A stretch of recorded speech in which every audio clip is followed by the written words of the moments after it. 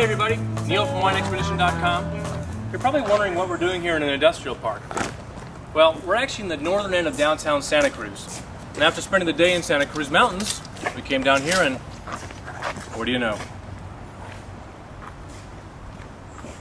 Storrs Winery has a tasting right here in downtown Santa Cruz, so if you find yourself in the day in Santa Cruz, you don't have to drive very far to taste some wine. Let's go check it out. Hi there. Hello. You must be CJ. I am. You must be Neil. Nice to meet you. Welcome to Storrs Winery. It's been an interesting day. We've had a lot of interesting journeys, and we wound up right here at Storrs. It's a good place to end up. I'd like to taste some wine. All right. We have some great wines for you to open today. Almost everything I have open is a gold medal winner for you. Really? Yep. Okay. So have you been into Storrs Winery before? I was here about a year ago. All right. And but I don't remember anything, so let's pretend like I'm brand new. Okay. So let me get some wine in your glass and I'll tell you a little bit about us. Please. This is our Sauvignon Blanc. This wine here comes from the Monterey Bay area. Mm-hmm. We do all of our wines from the Greater Bay region, which is about Woodside, just north of, south of San Francisco, mm-hmm. and around the bend to Monterey, including the west side of the mountain range and the east side. Got it. So this wine here comes out of Monterey, the fruit does, about 10 degrees cooler average temperature, so the Sauvignon Blanc varietal really likes the region.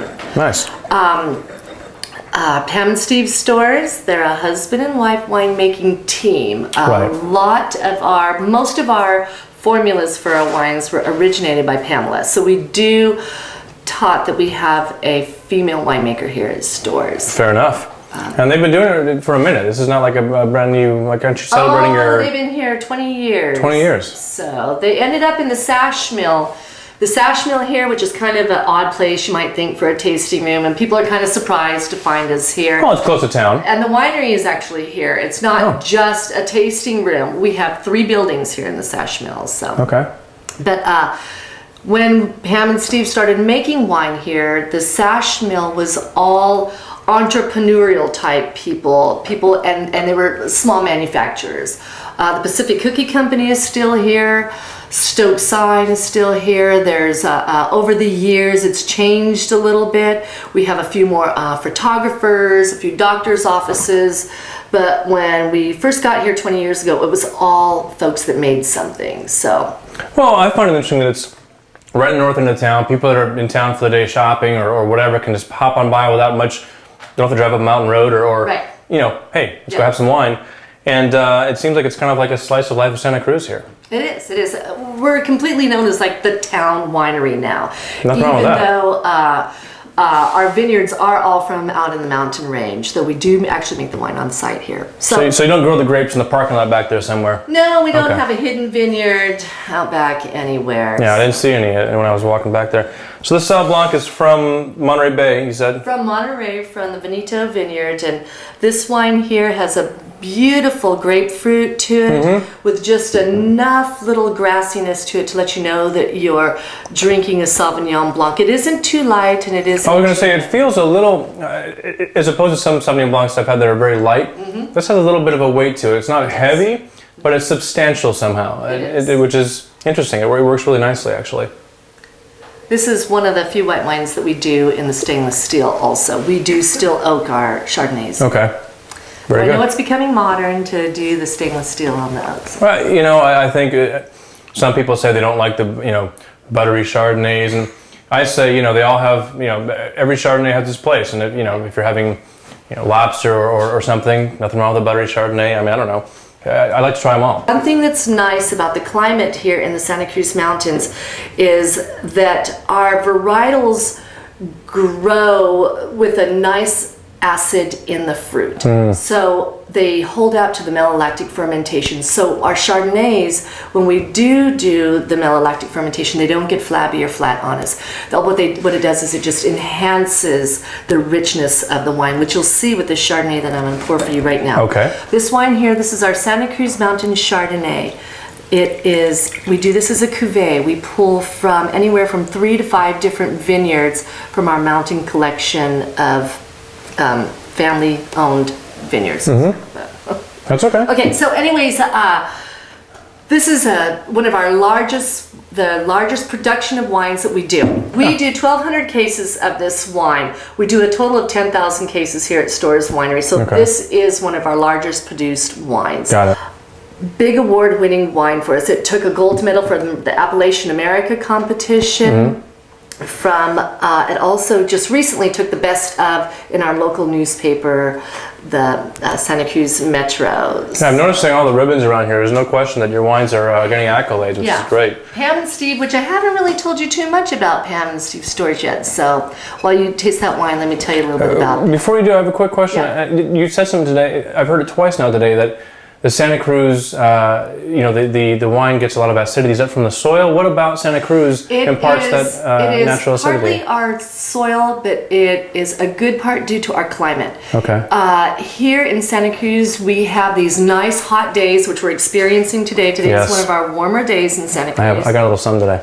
Yeah, it's a whole, I think, whopping 89 degrees, and we're all melting. Yeah. It might have gotten a little hotter than that, but what it is we get this nice, warm daytime climate, and then our evenings, almost every evening cools off during the growing season. Gotta put a sweater on. So the fruit has an opportunity to shut down its photosynthesis process. See, when the fruit is working during the day in those hot temperatures, that's what it's doing. It's working at tax. So then when it gets to just shut down and just chill out for the night, it makes for very happy fruit. So it's a combination of our soil, which is very infused from the salt climate, from the mist, the ocean breezes. So interesting. Okay, I just wanted to clarify that. So I want to have a taste of this, and you're going to tell me more about Pam and Steve. Pam and Steve Storrs, as I was telling you, they're a husband and wife winemaking team, both UC Davis graduates. Pam is our primary enologist, and Steve is a viticulturalist. So we are completely intimate with every vineyard that we make our wines from. You can see from our portfolio here, right now, today, we have about 17 wines or so on release. 12 of the 17 wines we have on release have taken a gold medal or better. Wow.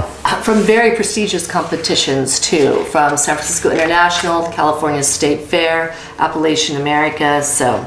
It's funny, we've met a lot of people that are husband and wife, wine owners or winery owners, but to hear you say that they both have this sort of experience or degrees or whatever, it's like a powerhouse marriage. I mean, in terms of the wine industry. Definitely. Worked that out pretty nicely.